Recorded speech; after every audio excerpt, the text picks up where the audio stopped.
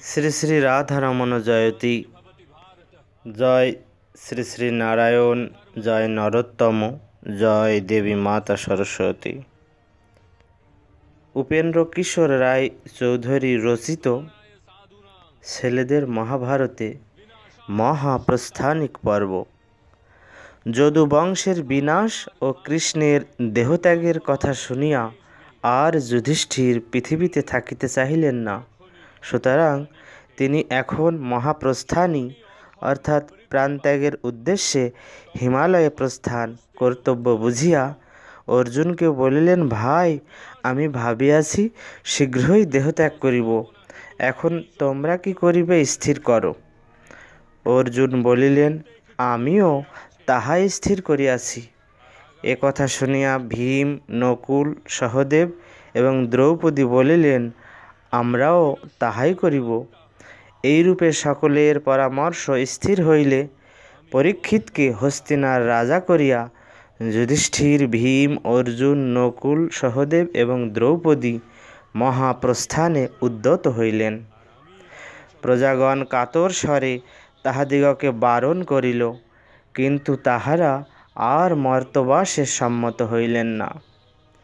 এইরূপ সময়ের করণীয় অনুষ্ঠানাদি শেষ হইলে পাণ্ডবগণ এবং দ্রৌপদী মহামূল্য বস্ত্রাভরণ পরিত্যাগপূর্বক বলকল পরিয়া হস্তিনানগরকে শোকসাগরে ভাসাইয়া চিরকালের জন্য তথা হইতে যাত্রা করিলেন। ওই সময়ে একটি কুকুরও তাহাদের অনুগামী হইল। এ সময়ে পশ্চাৎ হইতে ডাকিতে নাই। নগরবাসীরা নীরবে নত শিরে বহুদূর অবধি তাহাদের সঙ্গে চলিল, কিন্তু কেহ তাহাদিগকে ফিরিতে বলিল না। ক্রমে সকলেই ঘরে ফিরিল, কিন্তু সেই কুকুরটি ফিরিল না। পাণ্ডবেরা তথা হইতে ক্রমাগত পূর্ব দিকে চলিতে চলিতে অসংখ্য গিরি নদী পার হইয়া শেষে লোহিত সাগরের তীরে উপস্থিত হইলেন। এ পর্যন্ত গাণ্ডীব এবং অক্ষয় তুন অর্জুনের সঙ্গেই ছিল। সেই সময়ে এক পর্বতাকার পুরুষ পাণ্ডবদিগের পথরোধ করত বলিলেন, হে পাণ্ডবগণ, আমি অগ্নি। কৃষ্ণ তাহার চক্র পরিত্যাগ করিয়াছেন, এক্ষণে অর্জুনও গাণ্ডীব পরিত্যাগ করুন। উহাতে আর তাহার কোনো প্রয়োজন নাই, উহা বরুণকে ফিরাইয়া দিতে হইবে। এ কথায় অর্জুন গাণ্ডীব ও অক্ষয় তুন জলে নিক্ষেপ করায় অগ্নি চলিয়া গেলে পাণ্ডবগণ দক্ষিণ মুখে চলিয়া শেষে লবণ সমুদ্রের তীরে উপস্থিত হইলেন। তথা হইতে সমুদ্রের তীর দিয়া দক্ষিণ পশ্চিমে ও তারপর ক্রমাগত পশ্চিম দিকে বহুদূর চলিয়া আবার সমুদ্র তীর প্রাপ্ত হইলে জলের উপরে দ্বারকার মঠাদির চূড়া সকল দেখা গেল। তারপর তাহারা ক্রমাগত উত্তর দিকে চলিয়া অবশেষে হিমালয়ে আরোহণ করিতে লাগিলেন। এই সময়ে সহসা দ্রৌপদীর অঙ্গ অবশ হইয়া গেল। তিনি আর চলিতে না পারিয়া সেই স্থানেই পড়িয়া গেলেন। তাহা দেখিয়া ভীম যুধিষ্ঠিরকে জিজ্ঞাসা করিলেন, মহারাজ, দ্রৌপদী তো কখনো কোনো অপরাধ করেন নাই, তবে কেন ইহার পতন হইল? যুধিষ্ঠির বলিলেন, দ্রৌপদী আমাদের অপেক্ষা অর্জুনকে অধিক ভালোবাসিতেন, সেই পাপেই তাহার পতন হইয়াছে। এই বলিয়া যুধিষ্ঠির ভগবানের চিন্তা করিতে করিতে পথ চলিতে লাগিলেন। মহাপ্রস্থানের যাত্রীকে ফিরিয়া তাকাইতে নাই, সুতরাং তিনি দ্রৌপদীর পানে চাহিয়া দেখিলেন না। কিছুকাল পরে সহদেবও অবশ হইয়া পড়িয়া গেলেন।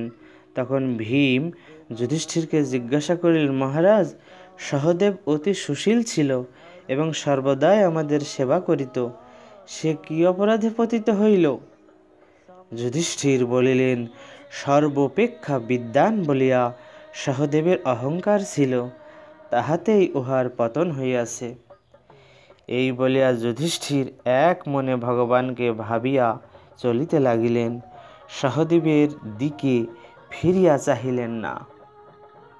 তারপর দ্রৌপদী ও সহদেবের শোকে অবশ হইয়া নকুল পড়িয়া গেলে ভীম পুনরায় যুধিষ্ঠিরকে জিজ্ঞাসা করিলেন, মহারাজ, নকুল পরম ধার্মিক ছিল, সে কি জন্য পতিত হইল? যুধিষ্ঠির বলিলেন, নকুল ভাবিত তাহার মতো সুন্দর লোক পৃথিবীতে নাই, তাহাতে তাহার পতন হইয়াছে। চলো, উহাদের দিকে আর ফিরিয়া তাকাইবার প্রয়োজন নাই। এই বলিয়া যুধিষ্ঠির আর ফিরিয়া না চাহিয়া এক মনে পথ চলিতে লাগিলেন। কিঞ্চিত পরে দ্রৌপদী, সহদেব এবং নকুলের জন্য শোক করিতে করিতে অর্জুনও পড়িয়া গেলেন। তাহাতে ভীম জিজ্ঞাসা করিলেন, মহারাজ, মহাত্মা অর্জুন হাস্যচ্ছলেও কদাচ মিথ্যা কথা বলে নাই, তাহার কেন পতন হইল? যুধিষ্ঠির বলিলেন, অর্জুন অহংকার পূর্বক বলিয়াছিল যে সে একদিনেই সকল শত্রু সংহার করিবে, কিন্তু তাহা করিতে পারে নাই। সে অন্য বীরগণকে তুচ্ছ করিত, এই জন্যই আজ তাহাকে পড়িতে হইল। এই বলিয়া যুধিষ্ঠির স্থির চিত্তে ভীম আর সেই কুকুরকে লইয়া চলিতে লাগিলেন। কিছুকাল পরে ভীমেরও শরীর অবশ হইয়া গেল। তিনি ভূপতিত হইয়া উচ্চস্বরে যুধিষ্ঠিরকে ডাকিয়া জিজ্ঞাসা করিলেন, মহারাজ, আমি আপনার অতি প্রিয় পাত্র, আমার কি অপরাধ হইয়াছিল? যুধিষ্ঠির বলিলেন, তুমি অন্যকে না দিয়া নিজে অপরিমিত আহার করিতে, আর তোমার তুল্য বলবান কেহ নাই বলিয়া অহংকার করিতে, ইহাই তোমার অপরাধ। এই বলিয়া ভীমের দিকেও আর না চাহিয়া যুধিষ্ঠির স্থির চিত্তে পথ চলিতে লাগিলেন। সেই কুকুর তখনও তাহার সঙ্গে ছিল। অনন্তর যুধিষ্ঠির আর অল্প দূর গমন করিলেই ইন্দ্র উজ্জ্বল রথারোহণে তাহার নিকট উপস্থিত হইয়া বলিলেন, এই রথে উঠো, তোমাকে স্বর্গে লইয়া যাইতেছি। যুধিষ্ঠির বলিলেন, আমার দ্রৌপদী এবং প্রিয় ভাই সকল পথে পড়িয়া আছে, তাহাদিগকে ছাড়িয়া আমার স্বর্গে যাইতে ইচ্ছা নাই। তাহা শুনিয়া ইন্দ্র বললেন, উহারা তো তোমার পূর্বেই স্বর্গে গিয়াছেন, উহাদের জন্য কেন দুঃখ করিতেছ? তুমি তোমার এই শরীর সমেতই স্বর্গে গিয়া তাহাদিগকে দেখিতে পাইবে। তখন যুধিষ্ঠির বললেন, দেবরাজ, এই কুকুর আমাকে ভালোবাসিয়া এত দূর আমার সঙ্গে আসিয়াছে, ইহাকে ছাড়িয়া আমি কেমন করিয়া স্বর্গে যাইব? সুতরাং দয়া করিয়া ইহাকেও আমার সঙ্গে আসিতে দিন। ইন্দ্র বলিলেন, আজ তুমি স্বর্গে গিয়া দেবোচিত সুখ লাভ করিবে, আজ কেন একটা কুকুরের জন্য চিন্তিত হইতেছ? ওটা থাকুক, তুমি আইসো। যুধিষ্ঠির বলিলেন, স্বর্গের সুখ লাভ করিতে হইলে যদি আমার পরম ভক্ত এই কুকুরটিকে পরিত্যাগ করিতে হয়, তবে সে সুখে আমার প্রয়োজন নাই। ইন্দ্র বলিলেন, যে কুকুরের সঙ্গে বাস করে সে স্বর্গে যাইতে পারে না, সুতরাং শীঘ্র ওটাকে পরিত্যাগ করো। যুধিষ্ঠির বলিলেন, ও আমাকে ভালোবাসে, সুতরাং আমি নিজের সুখের জন্য ওকে পরিত্যাগ করিতে পারিব না। ইন্দ্র বলিলেন, তুমি দ্রৌপদীকে আর তোমার ভাইদিগকে পরিত্যাগ করিতে পারিলে আর একটা কুকুরকে ছাড়িয়া পারিবে না? যুধিষ্ঠির বলিলেন, আমি তো উহাদিগকে পরিত্যাগ করি নাই, উহাদের মৃত্যু হইয়াছে। জীবিত থাকিতে আমি কখনো উহাদিগকে ছাড়িয়া যাই নাই। মৃত্যুর পর আর উহাদিগকে ছাড়া না ছাড়া আমার হাতে ছিল না, কাজেই কি করিব? তখন সেই কুকুর হঠাৎ তাহার পশুবেশ পরিত্যাগপূর্বক সাক্ষাৎ ধর্মরূপে পরম স্নেহভরে যুধিষ্ঠিরকে বলিলেন, বৎস, আমি তোমাকে পরীক্ষা করিবার জন্যই কুকুরের বেশে তোমার সঙ্গে আসিয়াছিলাম। তুমি যে তোমার ভক্ত কুকুরটির জন্য স্বর্গ ছাড়িতে প্রস্তুত হইয়াছ, ইহাতে বেশ বুঝিলাম তোমার মতো ধার্মিক আর স্বর্গেও নাই। তুমি এই দেহেই স্বর্গে যাইতে পারিবে। তখন সকল দেবতারা মিলিয়া দিব্য রথে করিয়া মহানন্দে যুধিষ্ঠিরকে স্বর্গে লইয়া গেলেন। তিনি তথায় উপস্থিত হইবা মাত্র নারদ উচ্চস্বরে বলিতে লাগিলেন, যুধিষ্ঠির, যুধিষ্ঠির ভিন্ন আর কেহই সশরীরে স্বর্গে আসিতে পারেন নাই। ইনিই সকল ধার্মিকের শ্রেষ্ঠ। নারদের কথা শেষ হইলে যুধিষ্ঠির বলিলেন, আমার ভাইয়েরা যেখানে গিয়াছে সেই স্থান ভালোই হোক আর মন্দই হোক, আমিও সেখানে যাইব। তাহাদিগকে ছাড়িয়া আমি থাকিতে চাহি না। তাহা শুনিয়া ইন্দ্র বলিলেন, মহারাজ, তুমি নিজ পুণ্য বলে এখানে আসিয়াছ, এইখানেই থাকো। ওহারা তোমার সমান পুণ্য সঞ্চয় করিতে পারেন নাই, ওহারা কেমন করিয়া আসিবেন? যুধিষ্ঠির তথাপি বলিলেন, দ্রৌপদী আর আমার ভাই সকল যেখানে, আমি সেইখানেই যাইতে চাহি। তাহাদিগকে ছাড়িয়া এখানে থাকিতে আমার কিছুতেই ইচ্ছা হইতেছে না। স্বর্গারোহণ পর্ব। যুধিষ্ঠির স্বর্গে গিয়া দেখিলেন যে দুর্যোধন সেখানে পরম সুখে বসিয়া আছেন, কিন্তু ভীমার্জুন প্রভৃতি কেহই তথায় নাই। ইহাতে তিনি নিতান্ত আশ্চর্য এবং দুঃখিত হইলে নারদ তাহাকে বুঝাইয়া বলিলেন, দুর্যোধন ধর্মযুদ্ধে প্রাণ দিয়াছেন, আর তিনি ঘোর বিপদেও ভীত হন নাই। এই পুণ্যেই তাহার স্বর্গলাভ হইয়াছে।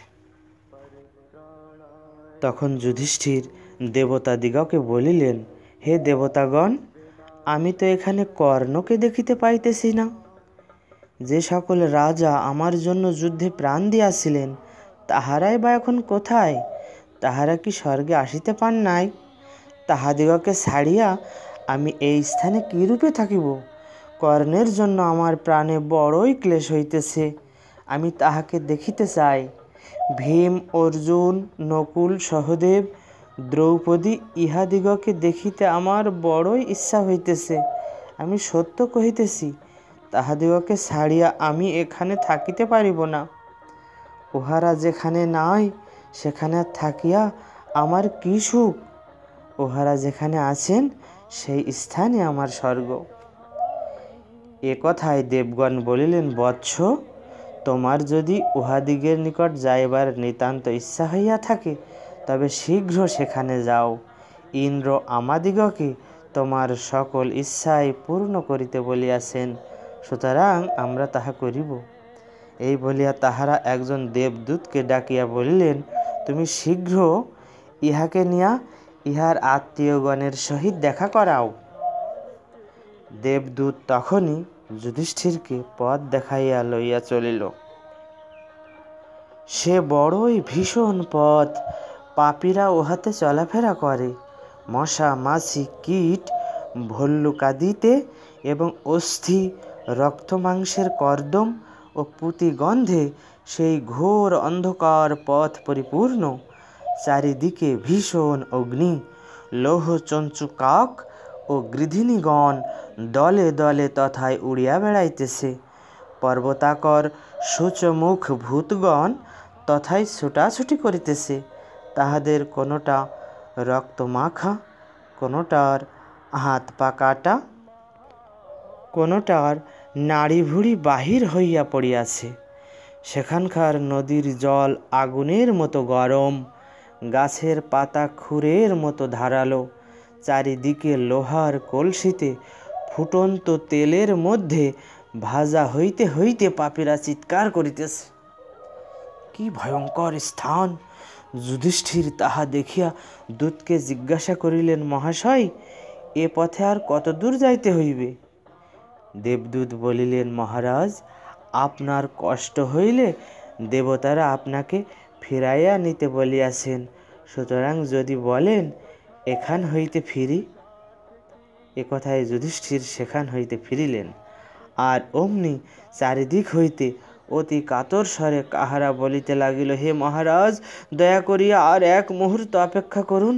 আপনার আগমনে সুন্দর বাতাস বহিয়া আমাদিগকে অনেক শীতল করিয়াছে। অনেক দিন পরে আপনাকে দেখিয়া আমাদের বড় সুখ হইতেছে। আপনি দয়া করিয়া আর এক মুহূর্ত অপেক্ষা করুন। চারিদিক হইতে এইরূপ কাতর বাক্য শুনিয়া যুধিষ্ঠিরের বড়ই দয়া হইল, কিন্তু উহা কাহার শব্দ, কোথা হইতে আসিতেছে তিনি কিছুই বুঝিতে পারিলেন না। তখন তিনি বলিলেন, হে দুঃখী লোক সকল, তোমরা কে, আর কি জন্য তোমরা কষ্ট পাইতেছ? যুধিষ্ঠির এই কথা কহিবা মাত্র চারিদিক হইতে একসঙ্গে আমি কর্ণ, আমি ভীম, আমি অর্জুন, আমি নকুল, আমি সহদেব, আমি দ্রৌপদী, আমরা আপনার পুত্রগণ, এই রূপে সকলে পরিচয় দিতে লাগিলেন। তখন যুধিষ্ঠির ভাবিলেন, হায় কি কষ্ট! আমার পুণ্যবান প্রিয়তমেরা এমন কি পাপ করিয়াছে যে তাহাদিগকে এই স্থানে আসিতে হইল? আর দুষ্ট দুর্যোধনই বা এমন কি পুণ্য করিয়াছে যে সে সবান্ধবে স্বর্গে বসিয়া সুখ ভোগ করিতে পাইল? এ অতি অবিচার। এইরূপ চিন্তা করিয়া যুধিষ্ঠির দেবদূতকে বলিলেন, মহাশয়, আপনি যাহাদের দূত তাহাদিগকে বলুন যে আমি এই স্থানেই থাকিলাম, আর আমি সেখানে যাইব না। আমার ভাইয়েরা আমাকে পাইয়া সুখী হইয়াছে। দেবদূত এ সকল কথা ইন্দ্রকে জানাইলে দেবতারা সকলে সেই ভয়ঙ্কর স্থানে যুধিষ্ঠিরের নিকট আসিয়া উপস্থিত হইলেন। তখন দেখিতে দেখিতে সেখানকার সকল অন্ধকার, দুর্গন্ধ এবং ভয় দূর হইয়া সে স্থান স্বর্গের ন্যায় সুন্দর হইয়া গেল। তারপর ইন্দ্র যুধিষ্ঠিরকে বলিলেন, মহারাজ, দেবতারা তোমার উপর অতিশয় সন্তুষ্ট হইয়াছেন, আর তোমাকে কষ্ট পাইতে হইবে না। তোমার পুণ্যের বলে সর্বাপেক্ষা উচ্চ ফল লাভ হইয়াছে। নরক দেখিতে হইল বলিয়া তুমি বিরক্ত হইও না। সকল রাজাকেই একবার নরক দেখিতে হয়। পাপ পুণ্য সকলেরই থাকে। যাহার পাপ অধিক সে আগে অল্পকাল স্বর্গে থাকিয়া পরে নরক ভোগ করে, যাহার পুণ্য অধিক সে আগে নরকে থাকিয়া শেষে স্বর্গ ভোগ করে। এই জন্যই তোমাকে আগে নরক দেখাইয়াছি। তুমি যে অশ্বত্থামার বধের কথা বলিয়া দ্রোণকে ফাঁকি দিয়াছিলে, সেই পাপে তোমাকে নরক দেখিতে হইল। এইরূপ অল্প অল্প পাপ ভীমার্জুন, দ্রৌপদী প্রভৃতি সকলেরই ছিল, তাই সকলকেই কিছু কিছু কষ্ট পাইতে হইয়াছে। কিন্তু এখন আর তাহাদের কোনো কষ্ট নাই, তাহারা সকলেই স্বর্গে গিয়াছে। তোমার পক্ষের রাজাদেরও সকলেরই স্বর্গলাভ হইয়াছে। এখন তুমি শোক পরিত্যাগপূর্বক আমার সঙ্গে আইস, সকলকেই দেখিয়া সুখী হইবে। ওই দেখো, দেব নদী মন্দাকিনী বহিয়া যাইতেছে। ওহার জলে স্নান করিলে আর তোমার শোক, তাপ, হিংসা, ক্রোধ প্রভৃতি কিছুই থাকিবে না। সকলের শেষে ধর্ম যুধিষ্ঠিরকে বলিলেন, বৎস, আমি তোমার উপর বড়ই সন্তুষ্ট হইয়াছি। বারবার তোমাকে পরীক্ষা করিয়া দেখিলাম যে তোমার তুল্য ধার্মিক আর নাই। তুমি যে তোমার ভাই দিগকে ছাড়িয়া স্বর্গ ভোগ করিতে চাহ নাই, ইহাতেও তোমার মহত্বের প্রমাণ পাওয়া যাইতেছে। এখন তুমি আমার সঙ্গে ওই মন্দাকিনীর পবিত্র জলে স্নান করো।